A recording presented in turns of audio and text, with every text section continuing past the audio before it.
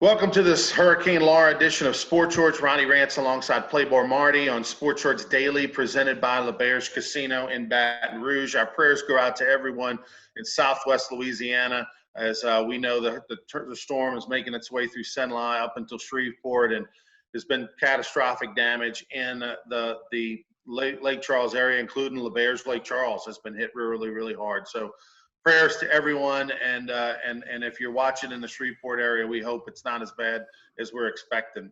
We'll talk a little sports in the next about 10 minutes or so. Playboy Marty and I, and yeah, 2020 has been one of those years, Marty. I mean, it's been absolutely insane. It's been one bad news thing after another. And another bad news thing hit LSU basketball fans yesterday. Started off really strong. Well, that's true. I mean, thank you, Joe Burrow. Thank you, Coach O, and Brady and everybody else. Is we won a national championship. Somebody over there at the LSU or in Louisiana sold their soul to the devil, because it's been downhill ever since. Can't disprove you. But now some reports are coming out that it looks like as many as 11 basketball players or recruits, potential recruits, have been paid by Will Wade. That's what some of the alleged reports are saying. We know that there's over the next 6 to 12 months, we'll even know more. If the NCAA is going to send a letter of reprimand, what they're going to do to LSU basketball, what LSU will do with Will Wade. But it just definitely, even though we still have a lot of questions, still doesn't look good.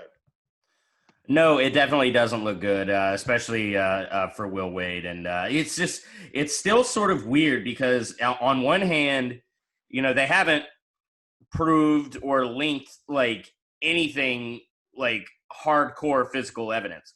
But at the same time, this is kind of the smoking gun that we've been waiting for, because up until now, it's just been like, oh, allegations are coming, and then nothing ends up happening, like the whole Dick Vitale thing. And but now we have that. We have the 11 players that have allegedly been given impermissible benefits, and if they can prove that happened, then Will Wade probably loses his job, and there's probably postseason bans or whatever is on the way.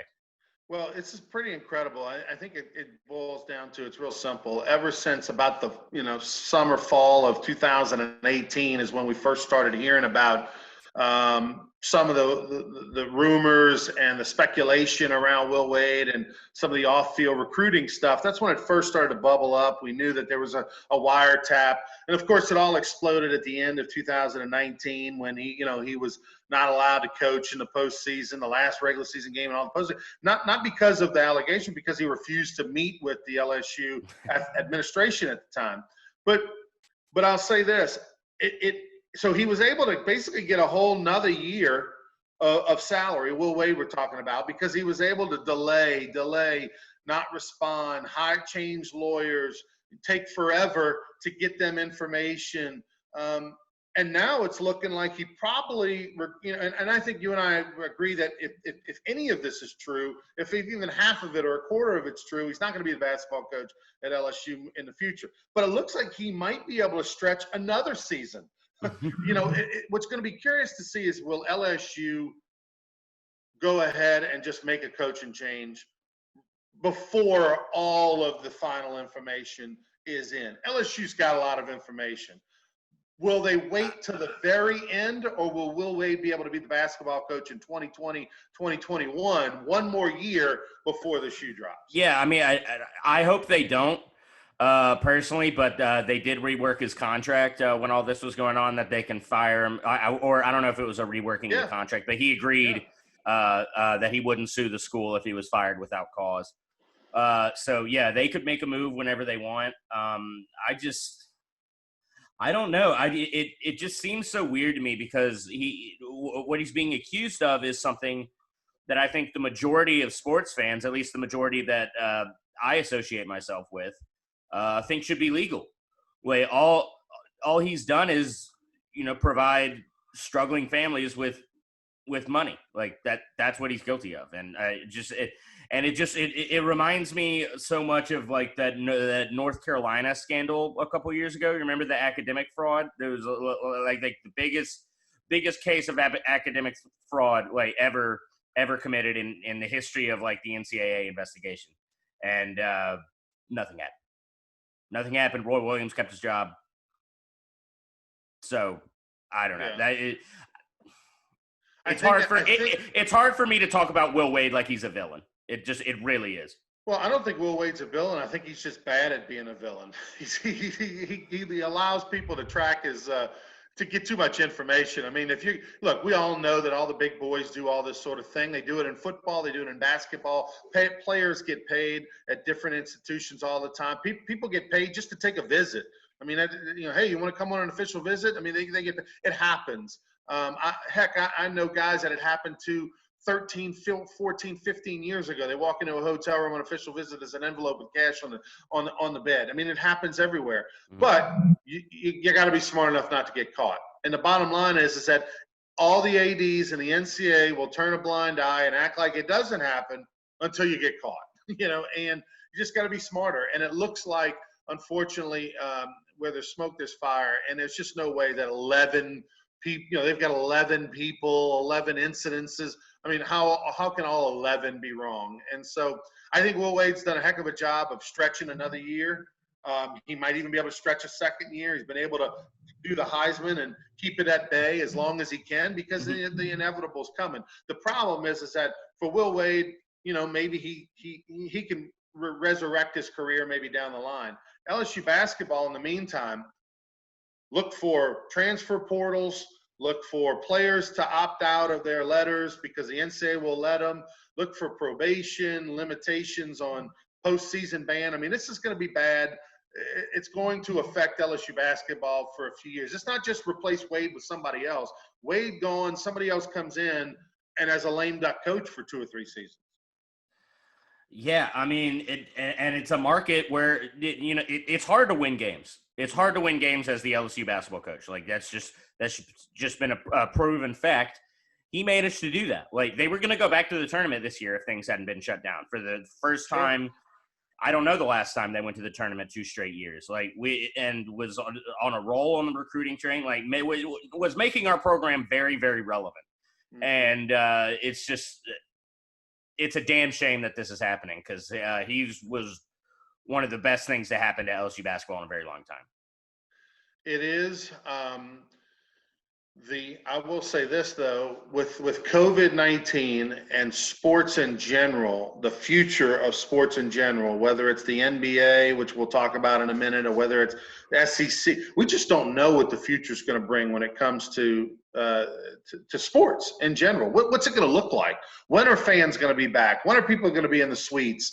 We just don't know. And if there is if this is going to happen to LSU, maybe now's the time, right, Marty? In the sense that if you're going to have this catastrophic change and this scandal that could be happening in the next year or two, maybe you do it when you don't have fans in the stands or when you couldn't go build a new arena anyway because the school's going to be broke. You know what I mean? Like it's one of those it's one of those things. There's never a good time for this, but you might be able to just kind of survive the storm, no pun intended, folks. Yeah, no, that's actually really interesting because I thought about it.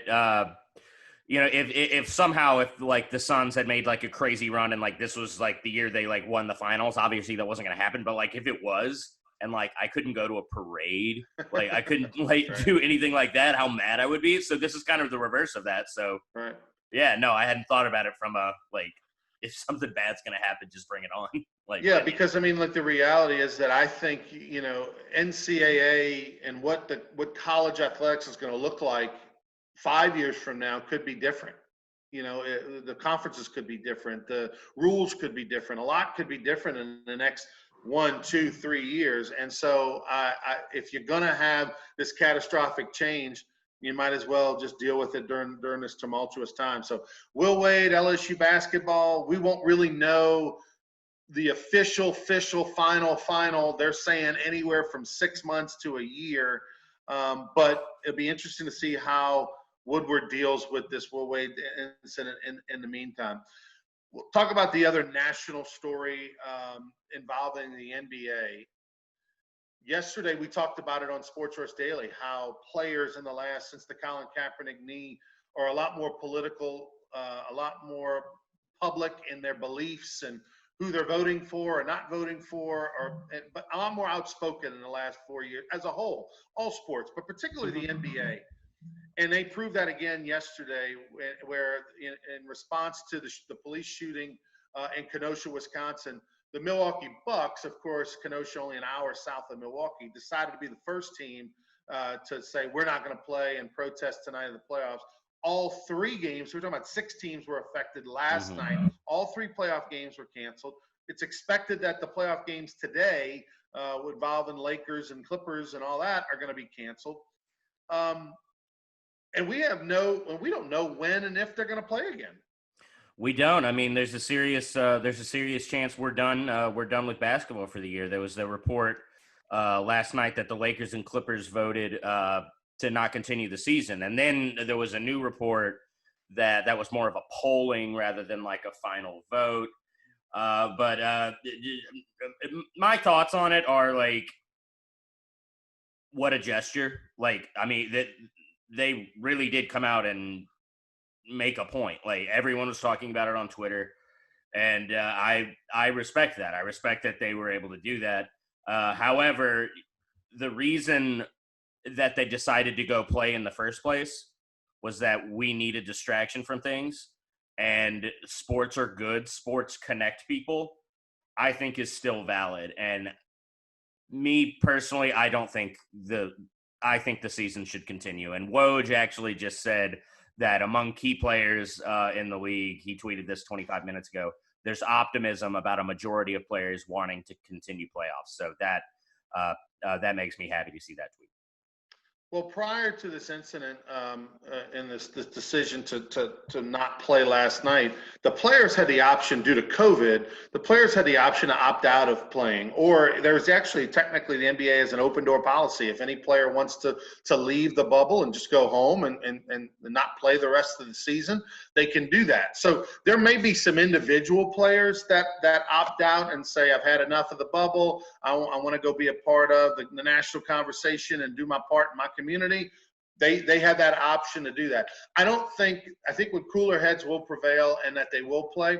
Personally, I got to tell you, Marty, I don't know that I care at this point. I don't, whether they play or not, I don't know that it matters to me from a standpoint of, this is just crazy what's happening, in the bubble, outside the bubble. It's just a crazy time. And I would think it would be a shame for all these players to sacrifice their time, all the weeks away from their family, not to mention they'd be walking away from a lot of money, for the protest. And at this point, it's cops killing young black people. I mean, that's kind of what it's about. Mm-hmm. I don't know if the NBA not playing the finals this year or not having playoffs beyond today is going to change that or have any impact whatsoever on that. Can it have more of a spotlight? I mean, it's on the news every day. We're talking about it every day. There's riots in many major cities every day. So it's being talked about. I guess, I just don't know that this is going to do what the players think it's going to do. Hey, if they think it's going to make a difference, it's going to change the world, walk out, go home, and we'll just move on to the next sport. But I just don't think it's going to have the impact that the players think it's going to have. I think they're just frustrated being inside the bubble, want to do something, and this is just the only thing they know to do right now. Yeah, I mean, I don't necessarily go like that far with it. Like, I think from their perspective, is just making a statement is better than making no statement. And I do respect what they did. I just love basketball, and I think basketball brings people together. We saw it with the Montrezl Harrell, like Luka Doncic thing, when there was that all thing that he called him a white boy, and then they went and they hugged before the next game. Basketball is unifying, and I mean, there was a movie called White Men Can't Jump 30 years ago. Right. Nobody had a problem with that. You know what I mean? And we made fun of it, and everybody loved it, and you know, we're just so sensitive to every word that comes out of our mouth these days. It's just a shame. I think the Milwaukee Bucks make more of an impact for Kenosha, Wisconsin, if they wear an armband in solidarity and they talk about it, but they go win a championship. I mean, what could bring Wisconsin people more together and bring more of a spotlight to what's happening in Kenosha if the Bucks are in the finals taking on the Los Angeles Lakers, and we get 3 more weeks of talking about Giannis and, you know, how great he is and he's doing this for the people of Kenosha. I mean, I think they've got to look at it from that perspective. I can respect what they did yesterday. They want to bring attention to the cause. They have brought attention to the cause. But I think if all of a sudden you shut down the NBA, I think that becomes the story more than why they did it. I don't know if it necessarily becomes more the story, but again, I think they should continue playing. I think that's the right thing to do, and I think they can continue to make more of an impact while they're playing because they're surrounded by media members and like their teams, like social media teams, and so, like the spotlight's more on them in the bubble than it would be outside of the bubble, unless you're like LeBron James or whoever. Like, so, yeah, no, I think continue playing is the right move, and that Woj tweet makes me feel better about that than when I went to bed last night. Well, it's expected that, you know, in the teams that were scheduled to play on Thursday will show solidarity to the teams that sat on Wednesday, and it's expected that we're not going to have NBA basketball today, so that, you know, they'll basically just skip one day and push everything back a couple of days. Hopefully that's all. We'll see where it goes from here. It's an unbelievable national story, and I'm sure we're going to see more impact in other sports, right?